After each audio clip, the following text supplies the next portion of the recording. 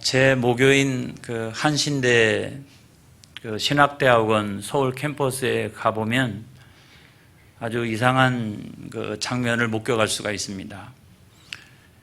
건물은 아주 세련되게 잘 지었어요. 그리고 그 앞에는 아름다운 또 푸른 잔디밭이 깔려 있고요. 그 위에 이놈들이 있습니다. 영상으로 한번 보여주세요. 예. 이 까망 염소 3마리가 있는 거예요. 굉장히 목가적이죠. 그리고 쟤네들이 여기저기 옮겨 다니면서 잔디밭에 있는 모든 풀들을 뜯어먹기 시작합니다. 일석이조죠. 얼마나 열심히 뜯어먹는지 알 수가 없어요. 그래서 아주 깨끗합니다. 보시는 바와 같이 살도 토실토실, 털의 윤기가 장난이 아니에요. 거기서 무럭무럭 잘 성장을 하고 있어요. 근데 제가 자주 이 신대원을 가게 되는데 그때마다 이상하다는 생각을 했어요. 왜냐하면 웬 신학교에 양은 없고 염소만 있느냐. 그것도 까망 염소. 여기에는 흰 양이 많이 있어야지. 그래서 우리가 그림에서 보는 것처럼 예수님이 이렇게 서 계시고 그 잔디밭 위에 그 흰 양들이 막 뛰어놀고 있는 그런 모습을 보면 그게 얼마나 복음적일까 그런 생각을 제가 했어요. 호기심이 생겼어요. 한 번은 총장님하고 이제 그 잔디밭에 서 있다가 제가 딱 질문했습니다. 총장님, 왜 신학교에 양은 없고 염소만 있습니까? 그랬더니 그 총장님이 씩 웃더니 숨도 쉬지 않고 곧바로 답변을 합니다. 양들은 다 천국에 갔습니다. 못된 염소만 신학교에다가 묶어놨습니다. 그렇게 이야기하는 거예요. 물론 농담이죠. 농담인데 거기에 굉장히 의미심장한 답변이 담겨져 있다는 생각을 했어요. 신학교란 뭐냐? 신학교란 뭐냐? 염소 같은 사람이 회개하여 양육을 잘 받고 주님을 닮아가는 곳. 야, 그게 신학교가 아니겠느냐. 그러니까 영적인 고뇌가 얼마나 많아요. 오늘도 회개하고 내일도 회개하고 이러면서 내 머리에 난 이 뿔을 잡아 뽑는 거죠. 이렇게. 거기서 공부하는 내내 그 내 머리에 나 있는 이 뿔을 뽑아서 어떻게 하면 주님을 닮은 목자가 될까 하고 고민하니까 그 영적인 고뇌가 보통 심한 게 아니에요. 그래서 다 목사가 되는 것은 아닙니다, 여러분. 신학교에 간다고 해서 다 목사가 되는 게 아니에요. 내가 과연 목사가 될 수 있을까? 내가 과연 감당이 될 수 있을까? 그런 것 때문에 중도의 신학교를 떠나가는 사람들도 꽤 많이 있다는 사실을 여러분들이 아셔야 됩니다. 그래서 신대원을 위해서 기도 많이 해주시는 저와 여러분이 되어지기를 축복합니다. 요즘 가장 핫한 이슈는 다른 게 아니죠. 그 일본의 강제징용 제3자 변제, 이게 가장 중요한 핫한 이슈예요. 여러분들이 잘 알고 있기 때문에 제가 부연해서 장황하게 설명할 생각이 조금도 없어요. 그런데 한켠의 주장은 미래를 위하여 내린 결단이다 이런 것이 있고, 또 다른 한켠에서는 굴욕적 외교다 그렇게 이야기하는 사람들이 있습니다. 저는 그거에 대하여 시비를 걸 생각이 없어요. 근데 다만 중요한 것은 뭐냐, 이게 돈 문제가 아니라는 거예요. 돈을 얼마나 많이 주느냐 하는 문제가 절대로 아니라고 하는 거예요. 돈 많이 줄 테니 피해자들 가만히 있어, 그런다고 해서 가만히 있어지는 문제가 아니라고 하는 거예요. 가해자가 진심으로 사죄하고 피해자가 그거를 받아들이고 그거를 용서하는 그런 것이 되어지지 않으면 참 이것이 어렵구나 하는 생각을 갖게 됩니다. 여러분, 미래를 위한 결단이다 라고 이야기하는 사람들은 그 사죄가 조금 미흡하더라도 우리가 미래를 생각해서 용서해주고 그 강을 건너야 된다라고 하는 어떤 거대 담론을 그 이야기하고 있는 거죠. 굴욕적 외교라고 이야기하는 사람들은 뭡니까? 그것이 진정한 사죄가 되지 못한다면 어떻게 그것을 용서할 수 있겠느냐? 민족의 정기 또는 국가의 미래 그런 걸 생각해도 그거는 절대로 용납해서는 안 된다라고 하는 견해를 가지고 있습니다. 저는 그 논쟁을 이렇게 지켜보면서 이 전국을 이렇게 보면서 참 독일하고 일본은 다르다 하는 생각을 했어요. 독일은요, 끝도 없이 사죄합니다. 끝도 없이. 저기 남미까지 도망친 나치 전범자들 끝까지 자기들이 스스로가 추격해서 붙들어다가 재판정에다가 세웁니다. 제가 예전에 성지순례를 갔을 때 그 독일의 베를린을 간 적이 있습니다. 그 시내 한복판에 뭐가 있냐면 유대인 박물관이 있어요. 홀로코스트 그 밀레니엄 이게 있는데 거기에 가서 이렇게 보면은 굉장히 많은 것들이 있어요. 사진으로 한번 보겠습니다. 이게 그 베를린 시내 한복판에 있는 거예요. 마치 관 같지 않습니까? 관이죠.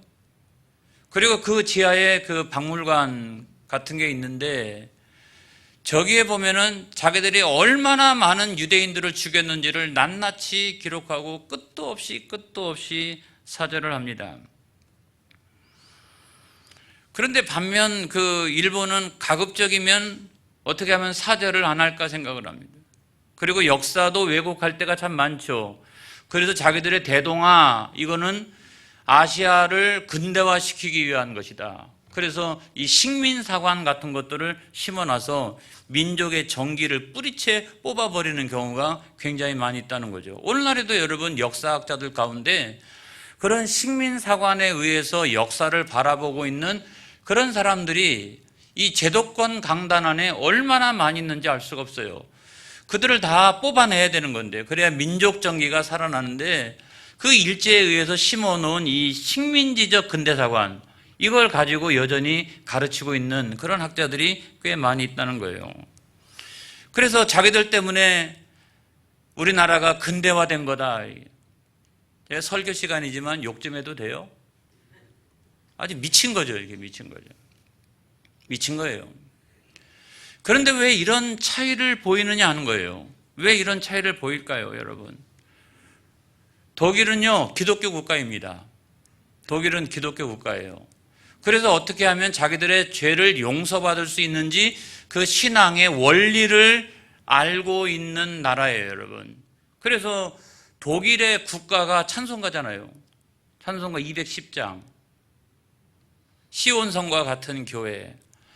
여러분 제가 저거를 다 읽을 수는 없지만 찬송가 210장에 보면은 이런 내용들이 있어요. 시온성과 같은 교회 그의 영광 한없다. 허락하신 말씀대로 주가 친히 세웠다. 반석 위에 세운 교회 흔들 자가 누구랴? 모든 원수 애워싸도 아무 근심 없도다. 생명샘이 솟아나와 모든 성도 마시니 언제든지 흘러넘쳐 부족함이 없도다. 이런 물이 흘러가니 목마를 자 누구랴? 주의 은혜 풍족하여 넘치고도 넘친다. 주의 은혜 내가 받아서 시온 백성 되는 때 세상 사람 비방해도 주를 찬송하리라. 세상 헛된 모든 영광 아침 안개 같으나 주의 자녀 받을 복은 영원 무궁하도다. 그들의 국가를 부르면서 늘 그 하나님을 찬양하는 사람들이에요. 그런데 여러분 일본은 굉장히 다신교 사회입니다. 다신교 사회예요. 그래서 인도가 신이 3억 3천만 개가 있어요. 자기들도 몰라요. 신이 누가 있는지. 그런데 일본은 어느 정도 되느냐? 물론 불교가 있고 그 다음에 신토, 이게 신도라고 얘기하는 신토가 있고 그 다음에 조상신들을 각자가 다 섬기고 또 요괴 있지 않습니까? 이런 요괴까지도 이렇게 섬기고 있기 때문에 어떤 학자들은 한 8천만 개가 되지 않을까라고 이야기를 합니다. 이 굉장히 많은 신들을 그들이 섬기고 있는 거예요. 이게 근본적인 차이라고 하는 거예요. 자, 똑같이 전범국입니다. 똑같이 죄를 지었어요. 그렇죠? 그런데 한 나라는 엄청난 범죄를 저질렀어요. 그럼에도 불구하고 이 죄가 어떻게 용서를 받을 수 있는지를 알기 때문에, 그 신앙의 원리를 알고 있기 때문에 끝도 없이 회개하는 거예요, 여러분. 계속해서 회개하는 거예요. 아마 주님 오실 날까지 그 유대인 박물관 앞에서 수많은 사람들이, 전 세계 사람들이 거기를 방문할 때마다 자기들은 다 오픈하고 끊임없이 사죄하고 용서를 비는 거예요. 용서를 비는 거예요. 근데 여러분, 그런 신앙의 원리가 없으면 어떻게 우리가 지은 이 범죄를 용서받을 수 있을런지를 모르는 거잖아요. 근데 그 가장 중요한 핵심이 뭐냐면 사죄라는 거예요. 사죄. 끊임없이 회개해야 된다는 말이에요. 그래서 저는 일본은 잘못됐다라고 성경적으로 분명히 말씀을 드릴 수가 있는 거예요.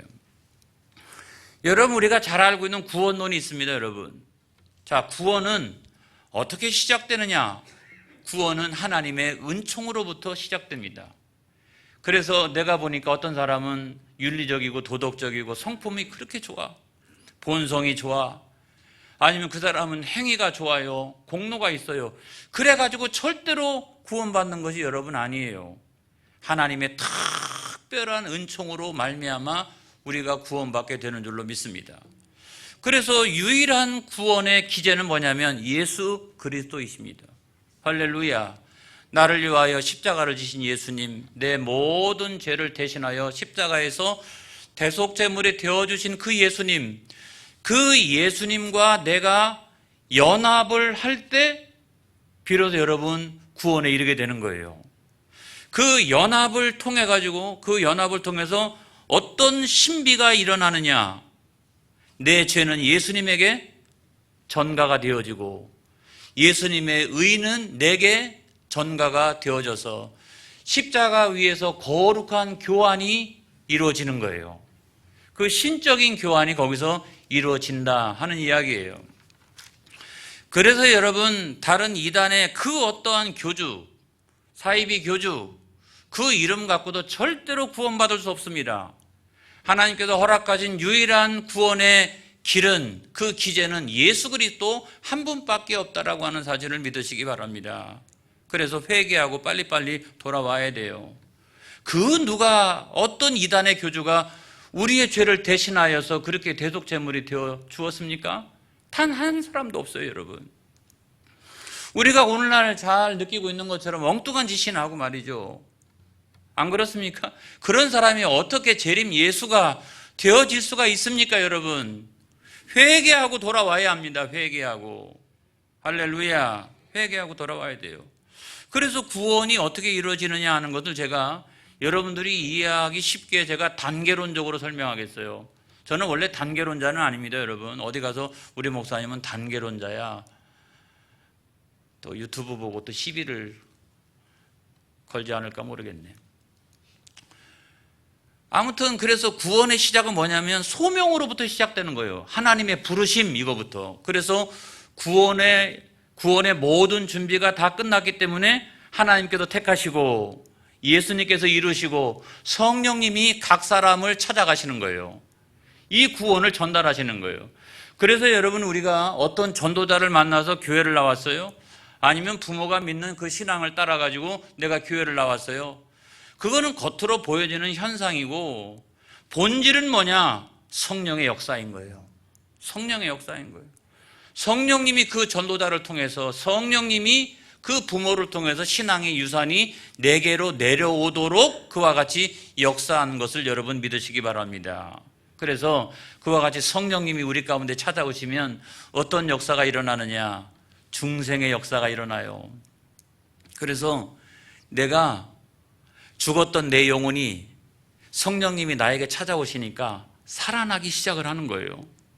그래서 전도자가 전해줬던, 내 부모가 전해줬던 그 예수의 복음을 내가 듣게 되고, 성령님이 역사하니까 그것이 믿어지는 역사가 일어나면서 내 죽었던 영혼이 살아나기 시작하는 거죠.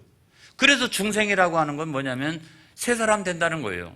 영적으로 죽었던 내가 영적으로 살게 되었다라고 하는 말씀이에요. 할렐루야. 이걸 믿으시기를 바랍니다. 그런데 그와 같은 때에 나타나는 현상이 있는데 그 현상이 뭐냐면 회심인 거예요. 성령이 찾아오셨어요. 그래서 내 안에 막 새 사람의 역사가 일어나고 있어요.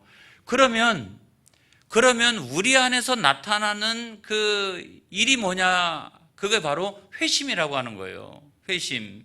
그래서 내가 돌이키는 거죠. 제가 잘못했습니다 라고 하면서 죄를 뉘우치면서 내가 주님께로 돌이키는 그런 역사가 일어나는 거예요. 그래서 여러분 회개하게 되는 거예요. 그리고 예수 그리스도만이 믿음의 주요 나를 온전케 하실 수 있는 분으로 내가 믿음을 고백하기 시작하는 거예요.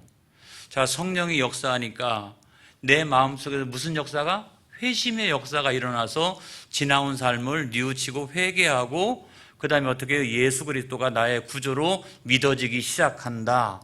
할렐루야. 여러분 이 회심에서 첫 번째 요소가 뭐냐고 하면 그게 바로 회개라는 거예요. 당연한 거 아니겠어요? 성령이 내 안에 찾아오셨으니 지나온 모든 살아왔던 죄가 다 기억이 나기 시작하고 떼굴떼굴 굴러가면서 죄를 회개하고 내가 다시는 그렇게 살지 않겠다고, 내가 내 입술로 지었던 죄, 내가 내 눈으로 지었던 죄, 내 귀로 지었던 죄, 내 손으로 지었던 죄, 내 발로 지었던 죄, 이 모든 죄를 다 뉘우치고 내가 이제는 예수님께 돌이켜서 살아가겠나이다. 막 이제 이런 고백을 하게 되는 거죠. 근데 여러분 중요한 사실이 있어요. 뭐냐면 회개는 누가 시켜서 하는 게 아니다. 누가 시켜서 하는 게 아니다. 여러분 회개는 하나님께서 택하신 자라면 그냥 회개가 나오는 거예요. 자, 성령이 찾아오셨는데 어떤 사람은 문을 꽉 닫고 있어요. 그럼 그런 역사가 일어나지 않겠죠. 근데 성령이 내 심령 가운데 찾아왔어요. 그런 다음에 나도 모르게 그냥 회개가 되는 거예요. 그냥 지금부터 회개해야지 라고 해서 회개가 되는 게 아니라 성령이 찾아오시니까 죄악 가운데 걸리던 내 영혼이 그냥 회개가 되는 거예요. 회개가 되는 거예요. 그리고 성령이 찾아오시니까 예수 복음이 그냥 믿어져요. 내가 배운 바도 별로 없고 똑똑하지도 아니하고 내가 신앙이 좋은 사람도 아니었는데 그냥 믿어져요. 나는. 다른 사람은 많이 배웠는데 안 믿어져요. 근데 나는 믿어져요. 나는 믿어져요. 할렐루야. 여러분 그와 같은 사실이 너무나 중요하다는 거예요. 그래 여러분 우리가 그런 걸 보면 야, 저 사람이 구원받은 사람이구나 라고 하는 것을 알게 되는 거죠. 여러분 그게 뭐냐면 회개라는 거예요. 회개. 이 회심의 첫 번째 가장 중요한 요소가 바로 그 회개라고 하는 사실인 거예요. 그래서 저는 일본이 잘못됐다라고 이야기할 수 있는 거예요. 그 다음에 용서란 어떻게 이루어지는 거냐? 우리가 성경을 읽다가 보면 용서에 대한 말씀인데 우리가 감당할 수 없는 상식을 뛰어넘는 하나님의 명령들이 있어요. 명령들이 있어요. 그 대표적인 것이 뭐냐면 마태복음 18장 21절로부터 22절이라고 생각합니다. 다 같이 한번 읽어보겠습니다. 시작. 그때 베드로가 나와 이르되 주여, 형제가 내게 죄를 범하면 몇 번이나 용서하여 주리이까? 7번까지 하오리이까? 예수께서 이르시되 내게 이르노니 7번뿐 아니라 7번을 70번까지라도 할지니라. 여러분 보통 랍비는요 용서를 3번만 하면 된다고 얘기합니다. 3번. 베드로는 예수님 앞에 지금 잘 보이려고 지금 칭찬받으려고 원래 율법적으로 보면은 3번만 하면 되는 거예요. 3번. 그죠? 잘 보이려고 내가 7번까지 용서하면 어떻겠습니까? 라고 했더니 예수님께서 하시는 말씀이 그게 아니잖아요. 7번씩 70번이라도 그러면은 490번을 용서해야 된다 라고 하는 말이에요. 여러분 어느 누가 490번을 자기에게 잘못한 사람들을 향하여 490번을 용서할 수 있을까요? 저는 그렇게 당당하게 이야기하는 사람에게 묻고 싶어요. 당신은 정말 그렇게 용서하며 살아가고 있느냐고. 당신은 정말 그렇게 용서하며 살아가고 있느냐고 저는 그렇게 묻고 싶어요. 여러분, 여기에는 아주 놀라운 신비가 숨겨져 있는 거예요. 490번이라고 말씀하셨던 이유는 그것보다 훨씬 더 신비한 뜻이 담겨져 있는 거예요. 그게 뭐냐면 하나님의 용서가 그만큼 크시도다 하는 거예요. 죄인들을 향하신 하나님의 용서가 그만큼 엄청나시도다, 크시도다 라고 하는 것을 우리들에게 말씀해 주고 있는 거예요. 그렇기 때문에 하나님의 자녀들도 세상 살아나갈 때 여러분 잘 참으시기 바랍니다. 인내하시기 바랍니다. 그러면서 우리가 용서하면서 살아가는 거예요. 그러니까 어려운 거죠. 그러니까 쉽지 않은 거죠. 하나님의 자녀로 세상을 살아나간다는 것 자체가 쉬운 게 아닌 거예요. 쉬운 게 아닌 거예요. 또 하나는 이게 490번이라고 딱 거기에 한정 지어 놓았던 이유가 어떤 거냐면 이런 거예요. 하나님의 용서가 영원하지 않다라고 하는 거예요. 자, 하나님의 용서는 가히 인간들이 상상할 수 없는 정도의 크기를 가지고 있지만 그 하나님의 용서가 영원하진 않다. 언젠가는 그 죄에 대하여 심판을 받을 날이 있다. 그때 하나님의 진노는 감당할 길이 없다라고 하는 거예요. 여러분, 말라기 3장 2절에 있는 말씀을 보겠습니다. 시작. 그가 임하시는 날을 누가 능히 당하며 그가 나타나는 때에 누가 능히 서리요. 그는 금을 연단하는 자의 불과 표백하는 자의 잿물과 같을 것이라. 하나님께서 그와 같은 끊임없이 죄에 대하여 용서하시지만 크기가 엄청나시지만 그러나 맨 마지막 순간에는 그렇지 않다. 그것이 영원하지 않다라고 하는 것을 우리들에게 말씀해 주고 있는 것입니다. 하면 용서의 크기가 큰데 언젠가는 그걸 심판하신다라고 하면 이 사이에 뭐가 있을까요, 여러분? 이 사이에 뭐가 있을까요? 여러분들이 한번 답변해 보세요. 하나님의 용서의 크기가 엄청나신데 하나님은 계속 참고 계시는 거죠. 그렇죠? 그리고 언젠가는 반드시 심판을 하시는 거죠. 그러면 이 사이에 뭐가 있을까요, 여러분? 이 사이에 회개가 있는 거예요. 이 사이에 회개가 있는 거예요. 이 사이에 회개가 있는 거예요. 그래서 하나님은 돌아오기를 기다리는 회개, 그거를 기다리시고 있는 것이 하나님의 사랑이요, 그것이 하나님의 마음이라면 그 하나님의 마음을 멸시하는 것이 얼마나 무서운 죄인가라고 하는 것을 우리가 알고 있어야 됩니다, 여러분. 그것이 뭐냐면 로마서 2장 4절로부터 5절까지 있는 말씀이에요. 자, 시작. 혹 내가 하나님의 인자하심이 너를 인도하여 회개하게 하심을 알지 못하여 그의 인자하심과 용납하심과 길이 참으심이 풍성함을 멸시하느냐. 다만 내 고집과 회개하지 아니한 마음을 따라 진노의 날 곧 하나님의 의로우신 심판이 나타나는 그날에 임할 진노를 내게 쌓는도다 라고 말씀하고 있는 것입니다. 저는 이 말씀을 근거로 해가지고 저는 일본이 잘못했다고 여기는 거예요. 그냥 지나갈 수 있는 문제가 아니라고 하는 거예요. 그냥 지나갈 수 있는 문제가 아니라는 거예요. 일본은 계속해서 독일처럼 끝도 없이 사죄를 해야 된다라고 하는 말이에요, 여러분. 여러분, 그 사이에 있어야 되는 것 자체가 그 회개라고 하는 것을 제가 말씀을 드리는 거예요. 오늘날 저는 목사로서 한국교회를 바라보면서 심각한 문제 가운데 하나는 뭐냐면 회개가 없는 이 값싼 용서로 말미암아 한국교회가 무너지고 있다. 한국교회 안에는 잘못한 사람이 없어요. 단 한 사람도 없어요. 복음이 초기에 들어왔을 때는 다 죄를 회개하고 내가 잘못했습니다. 조금만 잘못해도 내가 잘못했습니다. 다 그랬는데 오늘날에 와서는 잘못한 사람이 없어요. 다 소송으로 가요. 이렇게 소송으로. 잘못한 게 없어요. 잘못한 게 없어요. 아무도 잘못한 게 없어요. 그래서 여러분 뭐냐면 이 회개가 없는 이 값싼 용서에 의해서 한국교회는 무너져가기 시작을 하는 거예요. 그리고 이런 사람들이 바깥에 나가서 나는 기독교인이다 라고 말하니까 어떻게 됩니까? 기독교의 사회적 신뢰도가 바닥을 치고 있는 거고요. 바닥. 아우, 저 사람도 기독교인이야? 놀랍네. 바닥을 치는 거예요.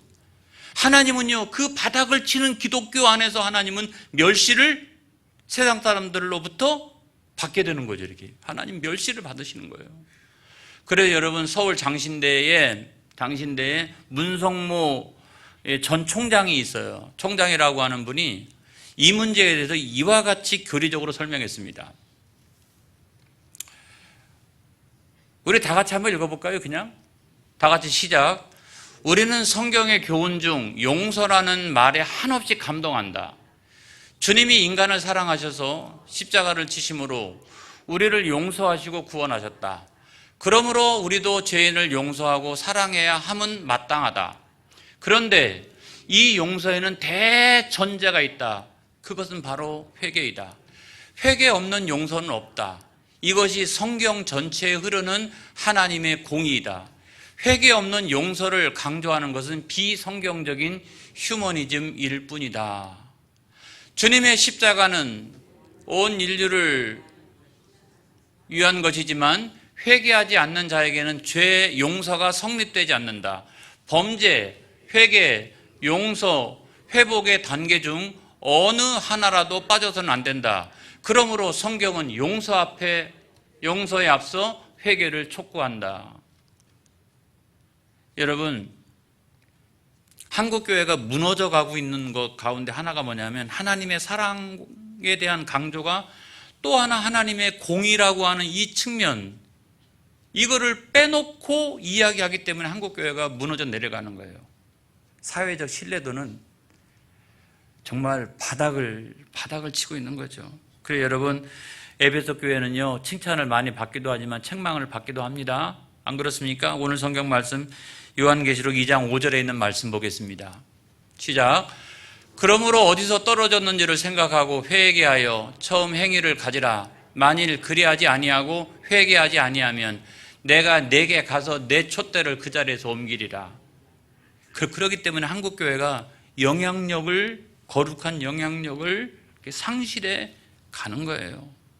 여러분, 사순절입니다. 이때 가장 중요한 신앙의 덕목은 회개입니다. 하나님 앞에 회개하면서 달려나가는 저와 여러분 되어지기를 주의 이름으로 축복합니다. 기도하겠습니다.